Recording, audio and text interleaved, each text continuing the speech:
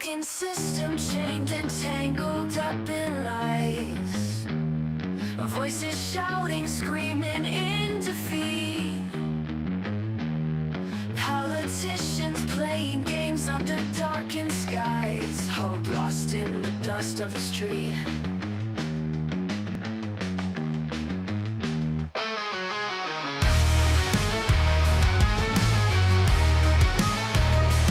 Red and blue, colors pouring from the sky. Debates turn to anger, oh, the crowd gets loud.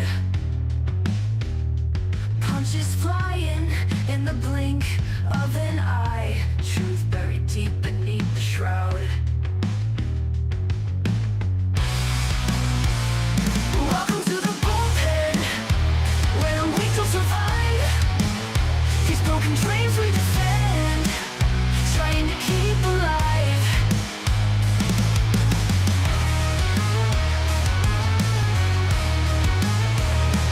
Faces on the screen, flashing perfect teeth. But behind those eyes, just rotting greed. Politicians turn to whispers beneath. They all just get what they need. Whispering conspiracies, drowning in their lies. Echoes of freedom, lost in cries. Spin the wheel of fate, let's see who rise. But this game will bleed you dry. Welcome to the bullpen, where the weak will survive. These broken dreams we defend, trying to keep alive.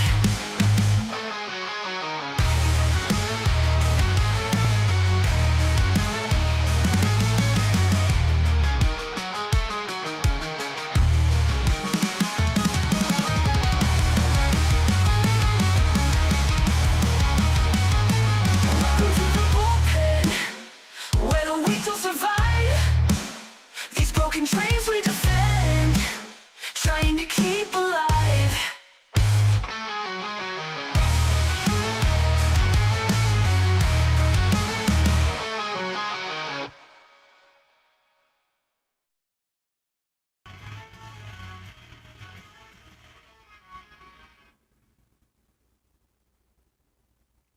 Well, yep, we can't hear. I can't hear No, Slender. no, So you can hear me. there can we go. hear me? Okay.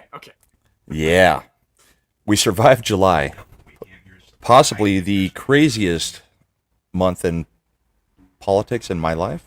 I think we had the debate right before July, or was that in July? I can't even remember at this point. We had an assassination It was not attempt. that far back. Yeah, we're talking 4 or 5 weeks.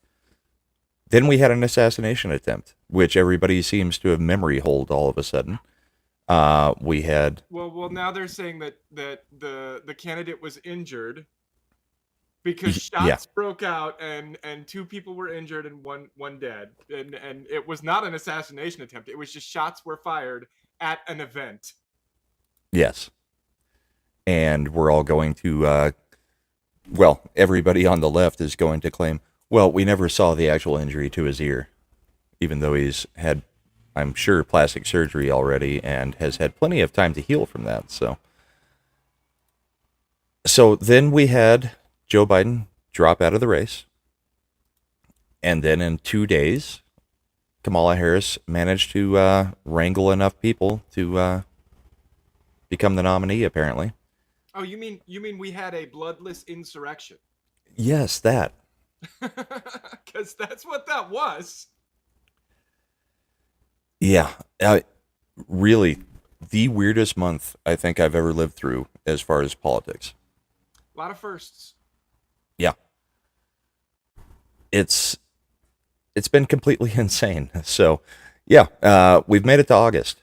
I'm now a grandfather, so that has changed as well. So, I've been able to hold the baby for a few hours over the past couple days. They got out of the hospital last night, so that's been very fun. Congratulations. Thank you. And yeah, little Chad's on vacation, so Slender Dad is stepping into the side role today, the co-host. Yeah, and then somebody was like, "Oh, it's my first bullpen," and I'm like, "Oh no, Oh, that's Lisa. I shouldn't be. Lisa loves be us. It's here." no problem. This is somebody else. I'm on my way home from church, and I'm like, I gotta watch my language. can't be a sailor right now. Yeah, we're on a Sunday morning show now, Slender. Behave. I will do my best. All right. So we've got some clips today. We're going to talk about kind of what's been going on for the last month and what's going on going forward. We'll take a look at the betting polls and see where Trump versus Kamala sits, and we'll talk about what could happen with the debate that everybody seems to be trying to figure out who's actually participating in which debate. So, Or if there's even a debate anymore, if it's on, if it's not on. I don't think they're going to come to an agreement, and I think that's a big L for Trump. Like, even if she refuses to do the debate on Fox News, I still think that he should go and debate her on her terms, because anytime that she talks, it hurts her. yeah, I don't know how many people remember the debate between her and Pence, where it was basically her just constantly going, "Excuse me, I'm talking. I'm a woman. Don't interrupt me." And alternating between that and laughing like a hyena.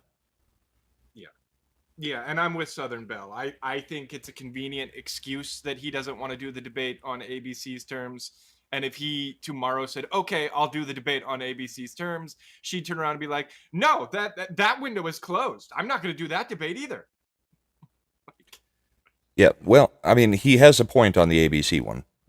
Those terms were negotiated for a different candidate. Why the hell should he be stuck with those terms when that's not the candidate that is now running in this race? Just because the Democrats are in complete disarray doesn't mean that he should be forced to do anything that was based on Joe Biden. There should be an audience. In my opinion, what he should ask for is a town hall debate, because if you have a town hall debate and you actually have to take questions from people in the arena or in the audience, she has to actually respond to actual people.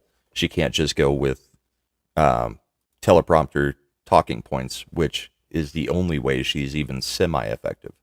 Well, and we know that if it's not a town hall style debate, we know that she's getting the questions in advance. Like, we know that happens every time. Right, and that's the difference between maybe going over to Fox News versus ABC. But we also saw in the last week what ABC will do. I mean, Trump shows up to the black journalists, conference, and ABC immediately goes on the attack. Yeah, and I watched it. It wasn't his best showing. I think some of the points he was trying to make were not the best tack, but overall he comported himself very well for a hostile audience. And I mean, respect. At the end, he thanked them. He said it was a great honor to be there. He shook hands with everybody. Like, then look at the way it went when he did debate Joe Biden. They walked out. They never shook hands. They never even spoke to each other directly. Not really. Like, I don't know. It's a weird time for our politics when you can't even be, somewhat respectful to your opponent.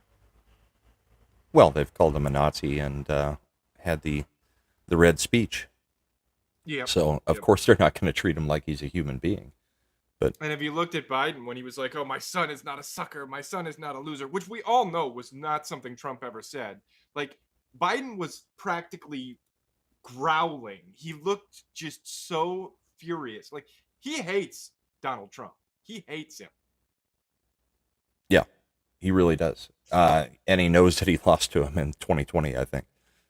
And he knows that if the election isn't rigged, then Trump definitely takes it. I mean, at this point, we're seeing they're scrambling to try to save the ballot races. They are not trying to win the presidency right now. This isn't a serious contention.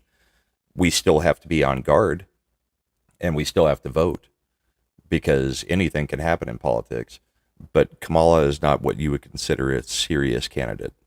And she's about to shoot herself in the foot with her own party by having Shapiro be the VP, which is all but assured now. They're doing the announcement in Pennsylvania.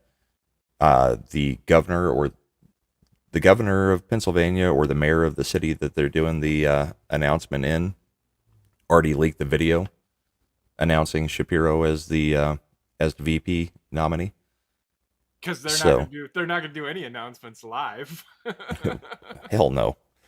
So I mean, we will definitely see her get a lot of pushback from most of the party at this point, because the Democrats have gone crazy and are completely anti-Semitic and pro-Hamas. And here's my other question. I don't know Shapiro. I'm not as on the pulse as you and Chad, but can he debate Vance? Like, does he stand a chance against him? Is he a good debater? I don't know if he's a good debater. I know that he is an actual intellectual man. Okay. Sure, he's on the left, so his points are all completely insane. But he is actually somebody who can speak and is actually a pretty smart guy. Well, as they said as in far the as that original goes. Speed, crazy, not stupid. Yeah. I mean, Shapiro is... I'm surprised he is willing to shoot himself in the foot this way. But at the same time, he does not have the name recognition. So I think that's what the move is for him, is he's trying to get that name recognition by being a VP candidate. And or they made him a really in the sweet deal, slightest like- chance that they actually get in, then he's the VP. Yeah, and everything that the Democrat Party does nowadays, it seems like there's backdoor deals going on. There's like I'll tit for tat. I'll give you this if you give me that. You do this for us, and we'll make sure that this happens for you down the road. Like it's shady. It's shady Or AF. Step down, or we'll use the 25th against you. Yep. And I'm almost certain that conversations like that took place. Oh, I'm positive that's what happened in the background. Yeah. But let's get our first clip out there, since we talked about the Black Journalist Conference. Let's see Trump's answer to the very first question. I think everybody's probably already seen it, but we'll show it again. Oh, I love it. Is not true. You have told 4 congresswomen of color who were American citizens to go back to where they came from. You have used words like animal and rabbit to describe black district attorneys. You've attacked black journalists, calling them a loser, saying the questions that they ask are, quote, stupid and racist. You've had dinner with a white supremacist at your Mar-a-Lago resort. So my question, sir, now that you are asking black supporters to vote for you, why should black voters trust you after you have used language like that? Well, first of all, I don't think I've ever been asked a question in such a horrible manner. First question. You don't even say, hello, how are you? Are you with ABC? Because I think they're a fake news network, a terrible network. And I think it's disgraceful that I came here in good spirit. I love the black population of this country. I've done so much for the black population of this country, including employment, including opportunity zones with Senator Tim Scott of South Carolina, which is one of the greatest programs ever for black workers and black entrepreneurs. I've done so much, and and I say this, historically black colleges and universities were out of money. They were stone cold broke, and I saved them, and I gave them long-term financing, and nobody else was doing it. I think it's a very rude introduction. I don't know exactly why you would do something like that. And let me go a step further. I was invited here, and I was told my opponent, whether it was Biden or Kamala, I was told my opponent was going to be here. It turned out my opponent isn't here. You invited me under false pretense. And then you said you can't do it with Zoom. Well, where's Zoom? She's going to do it with Zoom, and she's not coming. And then you were half an hour late. Just so we understand, I have too much respect for you to be late. They couldn't get their equipment working, or something Mr. was President, wrong. I would love I think if you it's can a answer the very question nasty on your rhetoric question. and why you I have believe that answered the black voters should question. trust you He's with been everything. answering I have question been the the whole best time. president for Yeah. the black population since Abraham Lincoln. Better That's than, my answer. better than President That's Johnson, my who signed the answer. Voting Rights And Act. for you to start off That's a not question all and booze. answer period, especially when you're 35 minutes late because you couldn't get your equipment to work in such a hostile manner, I think it's a disgrace. Let me Really, really white of him though to expect people to show up on time. That is a what museum was it that put out like the things that are inherent whiteness, and one of them was being on time. I think it was the Smithsonian. I think it was, but like, it wasn't even a question. That question could have been, well, why do you expect black people to vote for you after your rhetoric in the past? But instead, you made like a 90-second speech and then flipped it into a question in the last 5 seconds with, how do you feel about that? That's like, Yeah. the question didn't matter. That was a question where the question didn't matter. Well, and let's be honest about what happened there. He went into the lion's den, which is something the Democrats definitely will not do. That's part of the reason she won't show up for a Fox News debate. What he did was he solidified every single black man's vote that was leaning one way or another, because black men will definitely get behind him for standing up to the crazy reporters in that room. They love that answer. I don't know that black women or white women will enjoy it, but the black men are going to love those clips. Yeah, and I think they have respect for the man for going in there when he knew he was walking into a hostile audience. Like, he knew those people did not like him, and he went anyway. You got to respect that. Yeah, Lily, that's the when did you stop beating your wife question. Yeah. And whether he did it on purpose or not, I love that the water bottle got the lid tightened. I don't know if he knew that it was hers or if he really thought it was his, but the fact that he just reached over and tightened the top of the bottle, that was great. Yeah, I thought he comported himself pretty well. Like I said, I don't think it was his best showing, but it was a good showing nonetheless. Yeah, in that environment, that's about as good as you could do. Mm-hmm. Because he basically just sidestepped all of her attacks and was going with, this is what I have done. And I think there should be a concerted effort to, because you need to make it about Kamala. Like, we got to make it about Kamala, and I do think that the Trump administration has kind of dropped the ball on hitching her to Joe Biden's wagon, because she needs to be hitched to Joe Biden's wagon. And with this interview, he should have attempted to hitch her to Hillary Clinton's wagon and been like, look, she's not here, and she won't debate me on Fox News. She insists that it be on ABC because, just like Hillary, she thinks that half this country can be safely put into a basket of deplorables. Like, that's all you are. She doesn't want to talk to you. She doesn't want to help you out. She doesn't want to help you pursue your interests. You people in flyover states mean nothing to her. Well, this is another election where, the basket of deplorables is ancient at this point. We're now at every single Trump voter is a Nazi and a fascist. I guess we're pretty old at this point, huh? You're a grandfather. Yeah, at the ripe old age of 42. But the whole point is they've called everybody on the other side names for so long that none of those names actually matter anymore. It matters to the voters on their side because they're low information voters.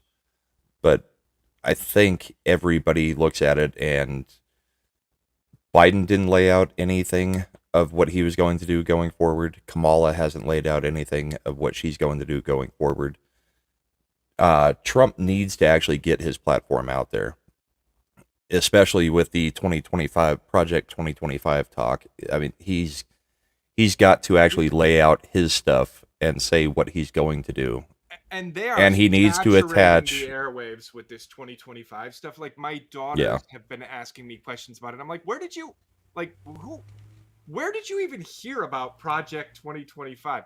I'm assuming it was like maybe a YouTube video, like they got a commercial before the YouTube video or something. But like, oh, there's ads everywhere on YouTube. It's all Kamala all the time. To the point that I have actually pulled down the 900-page document, and every time a question comes along, I have to do, targeted finds and read every instance of a word to figure out if it even says anything like that. It doesn't. I haven't seen it say anything like what they're saying it says. And I've been trying to find it. Yeah, I mean, 2025, who cares? I mean, it's they're trying to pin it on platform. him. He needs to put his actual platform out there. But he also, at this point, yes, it's fun to make fun of Kamala. I mean, the whole intro makes fun of Kamala. We've got a whole bunch of clips that are going to make fun of Kamala, but he also needs to pin the border to her. He needs to pin inflation to her. He needs to get all of this out there and make sure that people are equating what has happened in the last 4 years to her and Joe Biden. The numbers obviously say that they have destroyed this country. You can't buy a home. You can't buy groceries. Your taxes are higher. Your paycheck is lower. Every one of these things is her and him. I'm with Texas Sheep Lady on that one. Make affordable groceries again. Yeah, Man, that'd be nice. Man. My grocery bills have gone up more than my annual raises have. I'll tell you that. Well, and it's like, it used to be a choice of, well, do I eat unhealthy and go get some fast food, or do I cook something at home? And at this point, they're about the same price to do anything. I mean, it used to be you could go to the grocery store, get a whole bunch of groceries, and make your meals at home, and it would be much cheaper than going out to eat. At this point, yeah, the fast food has gone up. The restaurants are actually probably the most affordable option for a meal because they haven't quite gone the same pace as fast food has in increasing in cost. But even just trying to buy groceries and eat at home is, 30% higher, 40% higher than what we saw just in the last 2 years? It's Probably. unsustainable. At the current rate, yeah, it's like I'm falling more and more behind every month because of the inflation. And yeah, I used to have a savings account. Weirdly, I see it a little bit better than a lot of people because a layoff had me looking for a new job in the worst possible time. Yeah. And I ended up jumping into a new job where I basically got about $10,000 more added to my annual salary. But then Joe Biden took office, and like, even though I'm making that much more, it feels like less. Like it's harder to pay the bills. It's harder to get the groceries. Like we're coming right down to the end of it every single month, and it's just like this is insane. Yeah. Well, in my industry, nationwide, the average has been, so insurance. Nationwide, the average amongst all companies is last year it went up by 33%. The year before that, it went up by 24%. So insurance alone has gone up 60% over the past 2 years. And then depending on what state you're in, it's gone up more than that. I mean, I have talks every day with people that are seeing a 70, 80% increase in their insurance. And the only reason is the economy. Because like every other thing, cost of labor, cost of materials goes up, cost of vehicles is up, cost of, homes is up. Your insurance goes up with it. And that's not even counting just the wildfire, where we're not actually doing forestry. We're just letting things go crazy because environment. And then you've got everything burning. Which is the stupidest thing in the world. Like, you are stewards of the land. Like, if you live on this earth, whether you're religious or not, let's just say God put us here to be stewards of the land. If you are not religious, then Gaia put us here to be stewards of the land. You know, like, you have to take care of it. If you don't take care of the land on which you live, it goes to crap. Yeah. Like, And the whole idea that we just don't just leave all the dead trees alone. Don't prune them out. Don't do anything. Yeah, that's what fire is meant to do. mm-hmm. And just because you've put your houses in that land, I mean, you either take care of it or fire does the job for you. Well, and there are certain trees that they don't germinate and drop their seeds until a fire goes through. Like, it is so common in some of those areas that the flora and fauna that live there have adapted to having fires. It's part of their process. It's a life cycle for them. Yeah. And Lisa's right. The value of the houses went up, the market value, not necessarily the cost to rebuild, but the market value has gone up. So then the property tax goes up, and then the home insurance goes up. So your escrow account is getting absolutely killed, and then your mortgage goes up. But the other side of that is, the value of the house went up, but so did everybody else's. So if you sell your house for this inflated value, you're not getting anything better. You're still going to take a loss when you go to buy a new one. Yeah, you're going to buy a new house, and that house, you're going to have to outbid somebody on it and overpay for the house that isn't worth what it is in a normal market either. So it's all a mess. We know it. We know who's causing it, and we've got to make a change. I think everybody in the country feels it. It's just half of the country is too stupid to figure out what the cause is.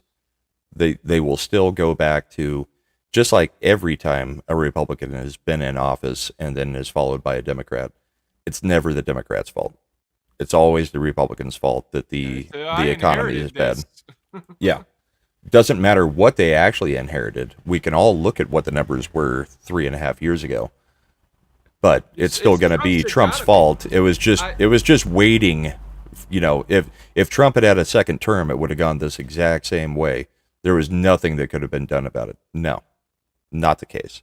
Not the case at all. And you can actually see it very well. You can see the contradiction when they say, it's Trump's fault. I inherited Trump's economy. That's what the problem was. While they simultaneously say, but it was me who brought down the cost of insulin.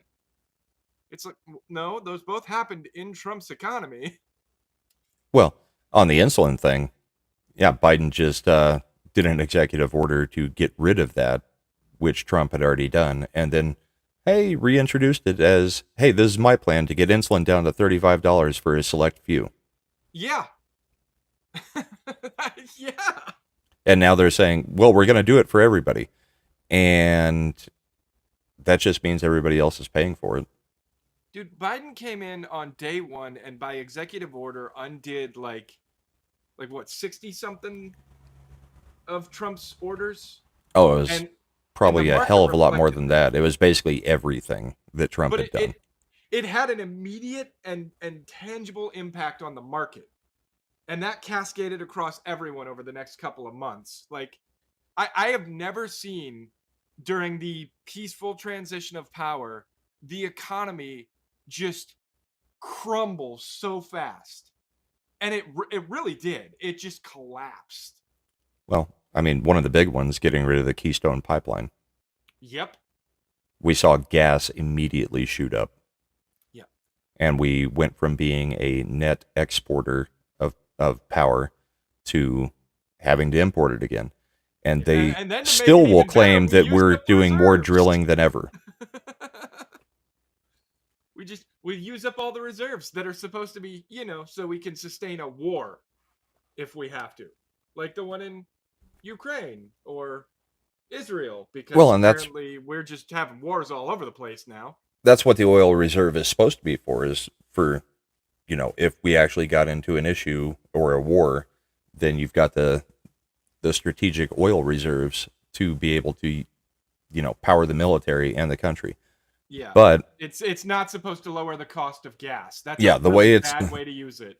the way it's been used is, let's just release all of it little by little so that we can bring down the cost and make it look like we're actually doing something. And Trump filled the reserves at the point where gas and oil was at its lowest cost. Yeah. And we need to be like on the ball right now with our military, because we've got the 2 forever wars that seem to be going on. It's like we got rid of Afghanistan and we picked up Ukraine. So great effing job. Like we've got a new one. And the Israel thing, even though we're trying to stop it, it's just getting worse. And like I said, we have to keep our eye on the ball right now, because China is chomping at the bit to reunify with what is it, Taiwan? Taiwan. And this is their best opportunity. I hate to say that, but this is their best opportunity. So Oh yeah, we need they've to be been watching the so response close. to Ukraine the whole time. There should be a strike group off the coast of Taiwan right now. I don't know that there is. I haven't been paying that close of attention to what the Navy's doing, but Not likely. not likely. Well, and yeah, let's talk about what's going on right now, and we'll talk about Trump's response yesterday. But let's watch this clip of Kamala Harris being an absolute genius about this hostage trade. This is just an extraordinary testament to the importance of having a president who understands the power of diplomacy and understands the strength that rests in understanding the significance of diplomacy and strengthening alliances. This is an incredible day. What? Yeah. That's, I think, the first time that we've seen her off prompter since she became the nominee. And it's just word salad once again. The significance of power, the significance. You Say what? by the way, she kept circling back to the same handful of words too, and just rearranging them. That she had some sort of written talking point that she was supposed to deliver there, and she just couldn't. She can't even deliver a talking point correctly. Meanwhile, the guy who's in charge of the country right now is standing there with his mouth agape, just staring off into the distance again. But Well, there's a pale rider on the horizon that only he can see, so is it the one from the Olympics? I hope not, but maybe. So let's I don't talk know what about it really looks like. let's talk about this hostage negotiation situation. I don't know how you feel. We haven't talked about it, but this is twice now that Joe Biden has given up extremely dangerous people to get people back.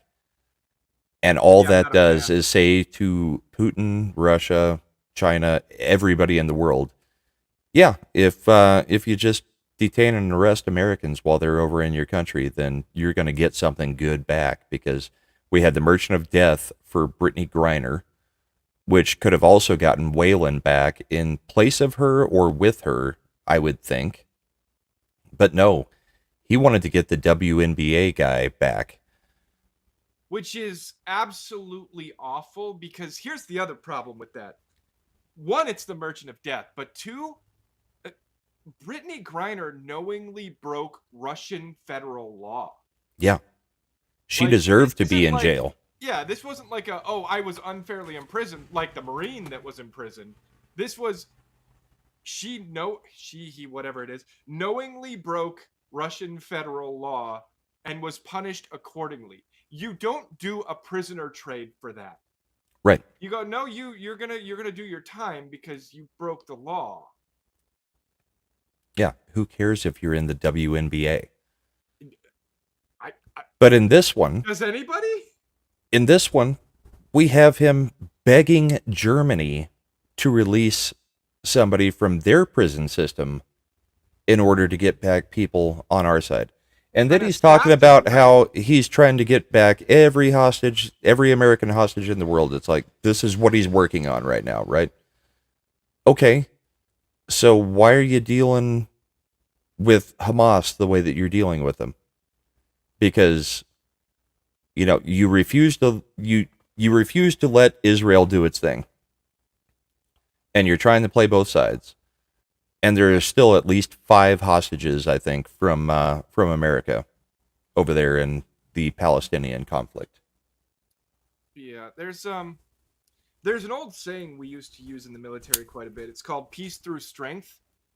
I Yeah. don't think I've ever heard anyone say peace through capitulation. In all honesty, what happens if you capitulate like this is they start pushing harder because they know they can.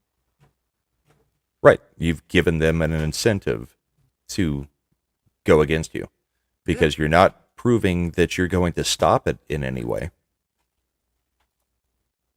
No, and you are demonstrating to them that they will achieve the desired effect.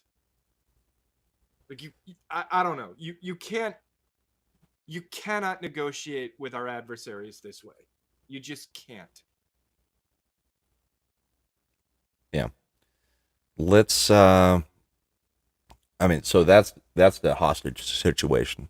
Let's look at I did want to bring this one up. Biden apparently doesn't know how long he's still president. Oh boy. I'm still. You're stuck with me as president for a while, kid. There's no way out. Okay, you got me for at least another 100 or 90 days or so. Is that real? Yeah, that's real. He really said You got me for at least another 100 or 90 days. So does he know something we don't? Is he stepping down in just a couple months? Because from what I know, it's not until January. he's I don't know, but I love how everybody's like, "Oh, Donald Trump is just so bombastic and his rhetoric is so terrible and he's just so mean. I don't like his meanness." It's like, have you ever listened to Joe Biden when he's off prompter? The man is an ass. Don't jump. Like, he's such a jerk. I don't know. He seems like a much meaner person to me. Like, just a mouthy, disrespectful, cruel jerk. Yeah, I mean, we've seen it with the dog-faced pony soldier comments. We've seen it when he was dealing with unions, and he basically told them, "I don't work for you. You do what I say." Crap like that. At every point that we've seen him interact with individuals, he's been a complete jerk. Yeah. But Trump is bad because he actually Trump calls bad. out people. Is Slender at the bottom of a well? I don't know. Am I? Do I sound like I'm at the bottom of a well? I want Does it sound bad? Awesome one? I don't know. You sound fine to me.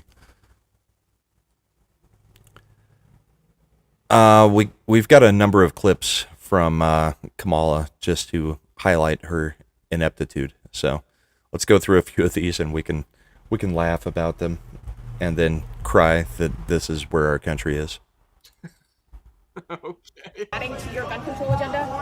Yeah, I think it's a great idea, but I mean, listen, I don't think we lack for great ideas. As I've said many times, we've been having great ideas for decades. The problem is that Congress has not had the courage to act. And that is why, from the beginning, I have said, my agenda includes attempting to get Congress to act, but if they don't within the first 100 days of my administration, I'm going to take executive action. Because what we need is action. Oh boy. Oh boy. Yeah. So that is Kamala Harris saying that she's going to try gun confiscation within the first 100 days if Congress doesn't do it for her. Well, and that's the sad thing is that's not even an original thing she was saying there. Like, Do you remember when they were talking about getting rid of private healthcare? She said kind of exactly the same thing. Just like, well, I think it's a great idea, and we just need to make it happen. And let's just get rid of the private health. We'll just do it. Let's leave that in the past, and we just gotta do it. It's like, no, no, no. Well, and that's where Democrats seem to not understand how this country works. I mean, Joe Biden just announced all these things he wants to do to the Supreme Court. And it's like, you can't do that without an actual amendment to the Constitution, which is going to require, a majority of the Senate and 2/3 of the states ratifying it. You can't just say, I want to pack the Supreme Court or I want to impose term limits on the Supreme Court, and it just happens. This is not an executive order thing. This is not even really something that they can even get through Congress at this point. It's just pandering to the left, saying, well, we've lost a few cases in the Supreme Court, so the Supreme Court is the most corrupt, the corrupt section of the government, that we have to do something about it at this point. Dude, I've been loving the Supreme Court lately. I hope they don't. I hope if they try to, the Supreme Court goes, no, that's unconstitutional. We're slapping it down. Yeah, well, and this is the first time. I mean, they had the Supreme Court for 60, 70 years. Yep. And now that a few decisions are going in a way that actually interprets the Constitution instead of just making law, they are extremely upset about it. To the point that they are trying to change every law about the Supreme Court. Remember, we have equal and separate portions of the government. The executive does not get to just tell the Supreme Court what it gets to do or not do. It's built on a system of checks and balances, and this is where me and Bride got a little bit crossed on the wires. Like, she kind of thought it might not be a bad idea to do term limits for Supreme Court justices, and I'm like, no, that's the one group I don't want term limits for. Right. The whole reason that they don't have term limits is so that they don't find themselves beholden to seek re-election. Like, there's no worry that their decision is going to cost them their political career, because they're appointed for life. Well, I mean, look at the way things go with politicians now and the media. If the Supreme Court justices were term limited, they would be doing whatever they want for their side of the aisle rather than looking at the Constitution in hopes that they get a job at MSNBC or CNN afterwards, being a political commentator making millions of dollars. Or that their party would fund their re-election bid. Like, it's just right. No, we don't want our Supreme Court justices. Well, there wouldn't be a re-election because the term limits, you would be appointed until the time that you've served as long as you can, and then you're out. You wouldn't have to go through a re-election because that's not what they're talking about. They're talking about basically you get appointed, you get put on the Supreme Court, and you've got this many years, and you're automatically out. Yeah. So you don't have to worry about re-election. What you have to worry about is them thinking about what comes next afterwards, because you're completely concentrated in your power as a Supreme Court justice. So you can do whatever to make your side happy. But then what comes after when you're retired because of term limits? Do you go get a job as a commentator? Do you run for president based on your what you've done on the court? So it makes it to where the Supreme Court becomes a completely political animal, which is not what anybody needs. We already know it kind of is, but at the same time, at the moment, we supposedly have a 6-3 majority when it's really a 3-3 split. Yeah, and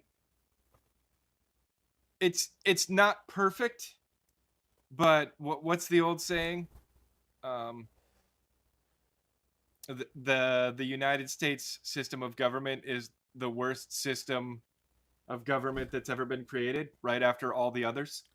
Yeah, it's the best It's we've the got. least worst. Yeah.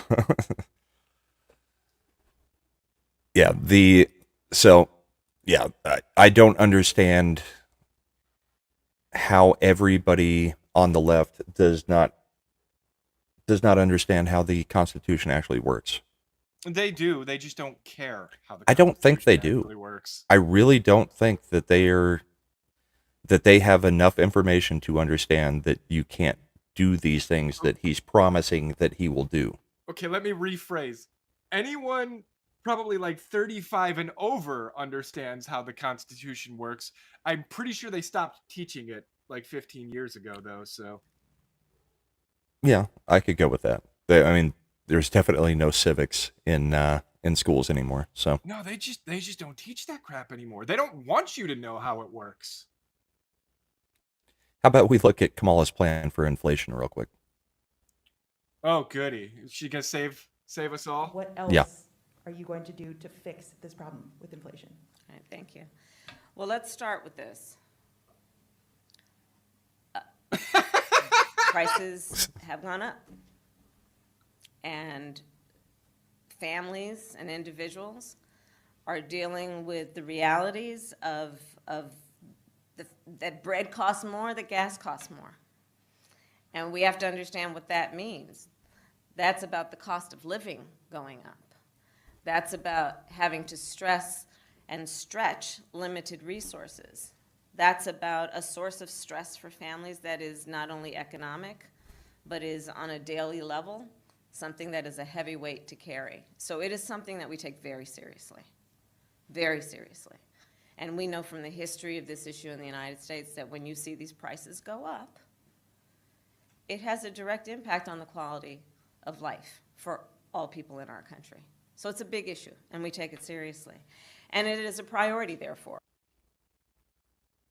So where was the policy prescription in that? Yep. I There didn't is hear none. anything about how you were gonna fix the effing problem. No, she just explains that prices go up. And then once prices go up, it kind of hurts. But that's the reality of living in the United States at this point. Dude, gas costs more, bread costs more. Yeah. No big deal. We're not They going need to to do get anything her- about it. They need to get her some more bandwidth or something, because when you've got like really low latency connection and there's like buffering pauses and every once in a while the same words kind of repeat themselves once or twice, like Yep. it's wow. She is so bad at this. I don't know. I know they're trying to rehab her personality right now and try to make it like she wasn't the most hated vice president in history just 2 weeks ago. I mean, what has it been? Has it even been 2 weeks? She was at 34% approval. She was lower than Joe Biden. Yeah. And now she's going And then within hours of her supposedly becoming the nominee, she went up to like 59% approval.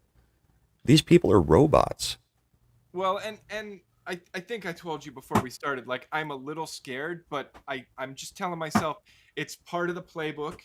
The Democrats have the mainstream media in pocket, and the goal now is to make you feel like you're going to lose so that you don't fight, so that you don't get out there and vote, because what's it matter? We're going to lose anyway. That's what they're trying to make happen right now, I think. Yeah. And the polling that keeps coming out, I mean, every one of the It's a polls that smokescreen. comes It out can't on, lie. say, It's gotta Twitter be. or even on Fox News, they're all outliers that are showing that she has taken the lead. And then you look at the reality of it, almost nothing shows her in the lead. Yeah. It still shows Trump with almost a 4-point lead in most things. So, yeah, I mean, they're trying to dishearten everybody on the right and make them think that it's already over. But we haven't even had their convention yet. I mean, the Democrat National Convention is going to be absolutely insane because they are going to get up on stage over and over and over and try to tell you how great Kamala Harris is. What has she done? What has she done that Democrats would actually even be for? She sat there and put people in jail in California for smoking marijuana and then kept them there to be slave labor. I'm not sure how many Democrats are actually on board with that. They don't even like police at this point. Also, Bride, we don't spend $50,000 on a toilet in the government. We spend $50,000 on the toilet seat cover. Yeah. The one that was crocheted by my daughter. For a total cost of $1.87.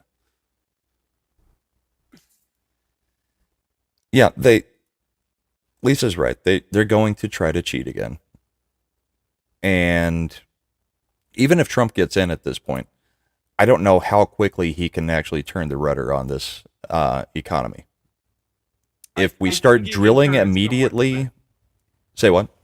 I think with as quickly as it went down the toilet, I think he can turn it back probably close to the same speed, like somewhat quickly. 6 months. 6 months, I think. I think if we start drilling immediately, you've got a chance to work on the gas problem. Mhm. But then you've got all these things that were implemented under Joe Biden, like minimum wage, higher minimum wage. How do you offset that at this point? Yeah. I mean, it's Well- not going to cause things to go back down immediately Here's the when you unfortunate have truth set of the matter, costs right? that have been put in there. That minimum wage is great for the people that kept their jobs, but it's also why the layoffs happen. Like Well, nobody yeah. understands. Like on one side of the aisle, it seems like nobody understands the interlinkings on these things. It's like, well, you've raised the minimum wage, which means these businesses have a much higher cost of doing business now. Yeah, So your what do they overhead have to went up. do? They have to find a way to cut costs. What's the most expensive part of a job? Like any Employees. company, yeah, payroll. Payroll is always the most expensive part of running a business. So you either do payroll. That's Nope. it. You started to cut out there. I don't think I started. I think my brain started to cut out because I'm trying to understand how people don't understand. Well, and now they're pushing for $30 minimum wage. Which is It's like, ridiculous. That's why not make it $1 million? $1 million Yeah. minimum wage. Sure, milk will cost $2 million a gallon, but why not make it $1 million? At this point, what does it matter? Hillary Clinton. minimum wage is stupid.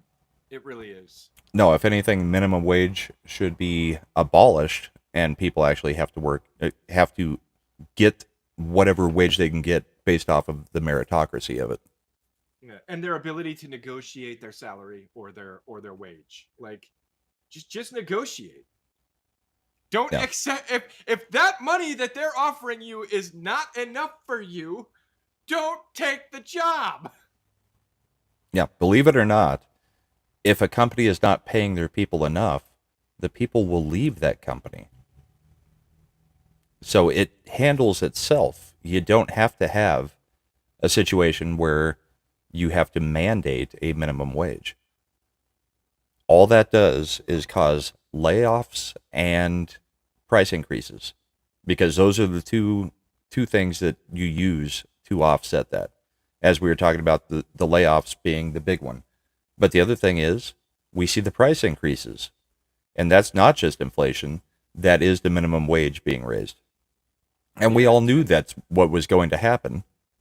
Well, and Texas Sheep Lady makes a good point too. Like, I don't agree with minimum wages, but if it is going to be in place, it needs to be stepped. I agree. There is no reason a 16-year-old should be making $25 an hour. They don't need that money. They haven't earned that money. And I'm sorry, but if you're pulling the fryers, you don't deserve that money. You really don't. Well, Not and that's unless the you've been there argument. for like 10 years. It's the argument we've made the whole time. I mean, a living wage is not what you're supposed to get from being the fry cook at McDonald's. No, That is I not a worked at the job to live cafeteria. off. I worked in the cafeteria at a ski resort. I made $5 an hour, and you know what? I didn't even care about the $5 an hour. The real reason that I was working there was to get the season pass so that I could ski for free because I had my own skis. Yeah. As a kid, you're learning how to work. You're getting paid very little to get these skills, whether it's interacting with people, whether it's learning how to stay on a schedule, whether it's getting a ski pass. I mean, these are not jobs meant to carry you through life. And the other issue with the minimum wage being raised is you have small businesses that don't have the ability to just adjust their prices on everything. And they still have to have employees, but now they can't adjust the prices and are trying to pay employees far more than what they are worth doing. Like, even in my business, we're a small business. We're basically subcontractors. We're not employees of a company. I don't get to determine the rates of insurance. That's a state regulated thing. The company determines the rates. But for me to hire somebody to answer the phones, having to pay them $20, $25 an hour for a job that we used to pay $9, $10 an hour because it's really not that hard to answer the phones and take messages. No, I can't just hire somebody at $20 to $25 an hour without it coming completely out of my pocket. Yeah. And I'm still paying the taxes on what the business is bringing in while not being able to pocket any of that. So, yeah, the whole situation with minimum wage, I think that's going to be one of those things that it's going to be hard to turn the country around, even if Trump does get in, was kind of my point, is there are things that they have entrenched that are going to keep inflation high, kind of regardless of what you do. There are some things that you just aren't going to be able to turn it around as quick. The drilling and getting gas prices down will be huge, but you're not going to see the reversal in the rest of the economy from that, because although transporting goods and all that kind of stuff will go down, you won't have the increased cost that we've had. You're still going to have the increased cost that they've artificially made. And the issue we run into is, and I very seldom attribute things to corporate greed, but the one issue we run into is the prices are where they're at right now. No company in their right mind is going to go, oh, well, it's costing us less to ship, so we'll charge less. We'll bring it back down. Yeah, the customer has already demonstrated that they are willing to pay those prices. Yeah, once you've established that shelf becomes the new minimum. Yep. Things don't go lower from there usually. It's very unlikely. Maybe, but very unlikely. Yeah, and then we've got the whole situation with Saudi Arabia and the petrodollar. So that's not going to help us. There are a lot of issues that no matter who is president next time or next term is going to have major problems trying to handle. And that's not trying to be blackpilled. That's just the reality of the situation. Even if Trump does get in, well, and if Saudi it's going to Arabia take a lot longer to reverse it than it took to destroy it, because destroying things is easy. Building things back up is difficult. No, gas goes down. I'm not going to argue that gas doesn't go down. I'm saying gas goes down. Everything else doesn't go down, like groceries. It's not coming back down. They're not going to pass on the savings when the gas goes down. Yeah, it's going to be, well, you've been willing to pay $15 for a quarter pounder for the last 3 years, so you'll continue to pay $15. Yep. And the going off the petrodollar thing, that means more than ever we need to become energy dominant and a net exporter. We can't be importing power at that point. Yeah. We have to be self-sufficient. So in all honesty, if we did that, we would be hurting Saudi Arabia as opposed to Saudi Arabia hurting us when they go off the petrodollar. Because they will hurt us when they go off the petrodollar if we're not prepared. Yeah, it's part of the whole Chinese, Iran, Russian plan, and India.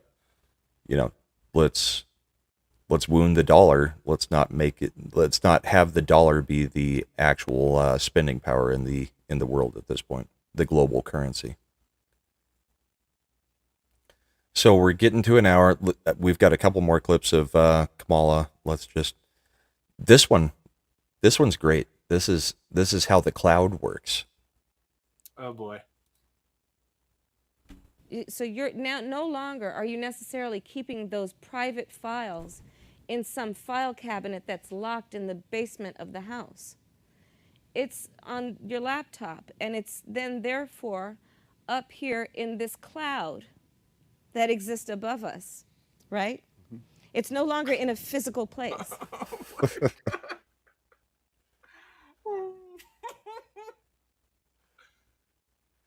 Okay. Uh, Was she talking to a room full of preschoolers or something? maybe. She actually thinks the cloud is somewhere above us. Like it's an No. actual physical cloud up in the air. I mean, not maybe not one rooms day- full of servers. Maybe one day when we start putting like storage in satellites or something, that could be the case. But all cloud is shared computing resources Yeah, that you it's can access via the internet. That's all it is. it's gigantic rooms of servers.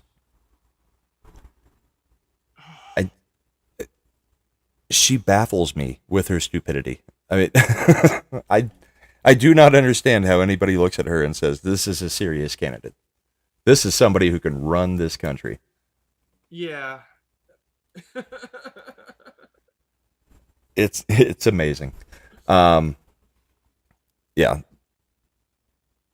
I mean, we can show clips of her all day long of just how stupid she is, but I mean, Just in this cloud that's up above us. this is the kind of stuff that the Trump campaign needs to be putting out there, is just supercuts of how dumb she is, using her Joke's actual on words. us. She was referring to a blimp that had servers flying over the building at the time.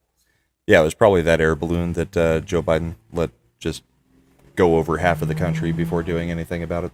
The spy He balloon. let it go over the whole country, didn't he? I thought they shot it down off the East Coast. Was it off Because they- the East Coast or over the Great Lakes? I can't remember. I thought they didn't want it to come down on land, so they waited for it to go off the East Coast. Yes, let it broadcast everything it needed before we Yep. do anything about it. Shall we look at Polymarket and see where everything is as far as the betting is? Oh, the betting. Yeah, the betting's fun. I'll do that. Yeah, I like the I'll watch betting it. better than the polls, because the polls, yeah, I don't believe in polls. So The polls hurt my soul. let's see what we can get here. So Polymarket. Trump is down a little bit. Kamala's been raising a little bit, but she was actually down about 4% yesterday before she's come back up 3%. So it has been hovering right around a 54 to 46 for the last 2 or 3 Am I days. low? Hold on. People are saying I'm low again. Your volume? I'm checking my volume. Am I a little louder now? I don't know. You sound fine to me, so it's hard to say. Yeah, I don't know. Okay, well, I dialed up the gain a little on my. Apparently, I'm coming in hot, so. Yeah. So we've got Trump at 53% to win the election right now, and Kamala at 46%. They've now thrown Michigan and Pennsylvania into the likely Democrat. Of course. Wisconsin is still a toss-up, with Republicans just barely leading, 4%. 10% difference in Michigan, and in Pennsylvania. Chances are, if she does pick Shapiro, like we believe, that Pennsylvania would likely go to the Democrats, as we've, I don't know as about they're Michigan, saying here. though. I don't. Michigan, I'm not so sure. Yeah, I'm not sure about Michigan or Wisconsin. Illinois is a cesspool. It's going blue. yeah. Illinois Minnesota is is going most blue. likely blue, but yeah, Illinois or not Illinois, but Wisconsin and Michigan. I think they're still in play. Actually, it'd be interesting to see what happens with Minnesota if she picks Shapiro. I think Virginia is still in play as well, and Maine. I wouldn't rule out Maine or New Hampshire. And West Virginia, solidly red on this, which is also where in the Senate you're going to see that yeah. flip over. We're super red here in West Virginia. We love it. So Shapiro's up to 56% for the Democratic VP nominee.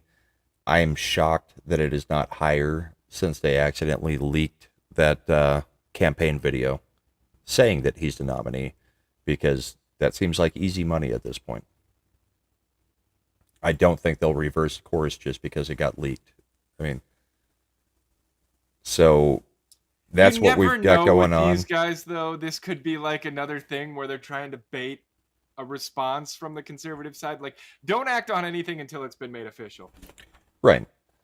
But I mean, I'm still shocked that she decided to go there when even all of the media has basically said, well, if she does that, she's got a big problem with all the Jew haters. Which is all... which is most of the party at this point. You're talking about the Republicans, or are you talking about your own party? Because your own party has a lot of people that... They're talking about their own party, and they're don't admitting even it. recognize Israel as a sovereign state. So at the moment, 55% chance that the presidency goes to the Republicans. The Senate is leaning to the Republicans, which I think it's pretty much very likely in my mind that the Senate goes Republican, just because of what the map is for this go around. The House, they are leaning 55% Democrat, which is really where the fight is for this next election. So they think the House is going to flip back to Democrat? Yeah, they're thinking it's 55% chance that it goes Democrat, because remember, the House, all the seats are up every election. So yeah, I don't know if I buy that. Maybe there's a 31% chance that the Republicans sweep all three, and only 25% chance that the Democrats do, which seems incredibly high to me that they're giving them a 25% chance on that. Dude, I love a sweep, but when you're cheating, it's hard to lose. True. So that's what we've got going on in Polymarket right now. Chad typically brings the actual polls. I'm not even sure what site he uses for that, so I don't have that information this morning. Dude, I don't want to talk about polls. They're such BS right now. They really are. Yeah. I mean, because between the registered and the likely, all that kind of stuff, I mean, even some of the polls are just being done online, and it's like, yeah, I trust a Twitter poll. Sure, whatever. And they're bringing out the best statisticians to twist those numbers to mean something else entirely, Or asking the question in a way that doesn't actually get the answer that you're trying to actually get. So I'm not buying the polls right now. I'm really not. Yeah, Lisa says that she thought it would be Newsom. I think the problem you had with Newsom is, A, he doesn't want to run because it's basically your political suicide at this point, because nobody really expects her to win. And again, we still have to get out and do the work, but nobody really expects her to win. And I think you had the situation of they're both California residents, so one would have to move out of the state to be able to be on the ticket. So ultimately, yeah, nothing has changed. We're still, it is the swing states and it's the independents that are going to decide this election. And it's going to be, do the independents think that Kamala Harris is a serious person? Or do they hate Trump just because of the way he talks enough to condemn our country to another 4 years that we may not recover from? Because make no mistake about it, Kamala Harris is far more progressive than Joe Biden. I mean, I've been watching a lot of lefty political stuff on the YouTubes lately, and if you go down into the comments on those videos, there's still a lot of TDS out there. So I don't know. It's tough. Well, what was I watching yesterday? Well, it was Bill Maher and Seth MacFarlane. It was on Bill Maher's show, but and Adam Schiff, of all people. That's who they have on the panel. Adam Schiff, Seth MacFarlane. And yeah, Seth MacFarlane's brain is completely rotted away. I mean, Dude, he fancies himself an intellectual, but he's clearly never done any of the fucking research. yes, he's an absolute moron when it comes to this. The only thing with him is he's not on Twitter like, say, Takei or Meathead, which we get lovely takes from all the time on Twitter, or Mark Hamill. So, Oh, to Mark Hamill. yeah. But we are at our hour and 10 minutes. We're trying to kind of keep this show as counter programming to say Face the Nation or some of the other Sunday morning news programs. So we will probably be ducking out. I think that's kind of what we had to cover this morning, and we'll leave you with a clip of another clip of Kamala. This one saying that you're not supposed to say Merry Christmas. Oh boy. And when we all sing happy tunes and sing Merry Christmas and wish each other Merry Christmas, these children are not going to have a Merry Christmas. How dare we speak Merry Christmas? How dare we? Wow. Oh, Democrats. Well, I'd like to thank you for hanging out, Slender, and filling in for little Chad this week, so that I didn't have to try to do it alone. And I'm still trying to recover from the weekend. Very little sleep with the whole grandbaby being born and everything. So I was probably a little bit low in energy this morning. It's because I'm exhausted already. But thank you for coming and hanging out. What do you got going on this week? The usual, trying to get this Ascendant Arcade channel off the ground, so putting out clips from various gameplays every weekday at 11:45, so it's ready to go when you take your lunch break. That's Eastern time, so a little earlier for everybody else. And then the Friday night stream, Ascendant Art, 9 p.m. Eastern time. You're usually there. Everybody's usually there. It's a good time. Usually. Yeah, my daughter, we were driving to the hospital yesterday, and for some reason I let my wife have control of the radio for a few minutes because I wasn't paying attention. And what's the stupid Miley song? Party in the USA came on, which was on the music trivia from Friday night. Could not believe he put that on the music trivia. Yeah, so my daughter is in the backseat trying to sing along to all the lyrics, and I was like, oh, well, we did this on Friday night on the music trivia on Ascendant Art. And it was not just, name the artist and name the song. It was, you had to finish the lyrics.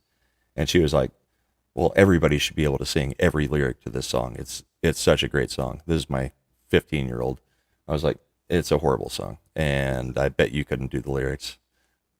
And she was like, I know every word to this song. I was like, okay. So I pulled up you guys' music trivia, and we went to that song. Oh, you made her do it? Yep, she got it wrong. Well, as I said, I don't know Party in the USA, but Weird Al's parody version, Party in the CIA, I know most of the words to that one. Yep. And yes, we're still trying to figure out what the hell is going on with the audio levels in here, because on our end everything looks and sounds right, but it's not getting to YouTube correctly apparently. So yeah, we will try to fix that. In hot, and then everybody's saying I need to raise my gain. You're almost always hot on every stream that we do. So I know, right? I'm loud. Yeah. So I don't know what's going on there. You can catch me this week. I'll be doing some shows. We're still trying to kind of help out the kids with the new kid. So we'll see if I make the usual Comics Division streams. We will probably do gaming on Tuesday night because that's late enough that it won't matter. I mean, we won't be doing anything with the grandbaby or anything like that. So we'll see about that. And then, yeah, catch us Friday on Ascendant Art. I hope everybody has a great Sunday, and we will see you next Sunday. Thanks, everybody, for being here. Have a great day.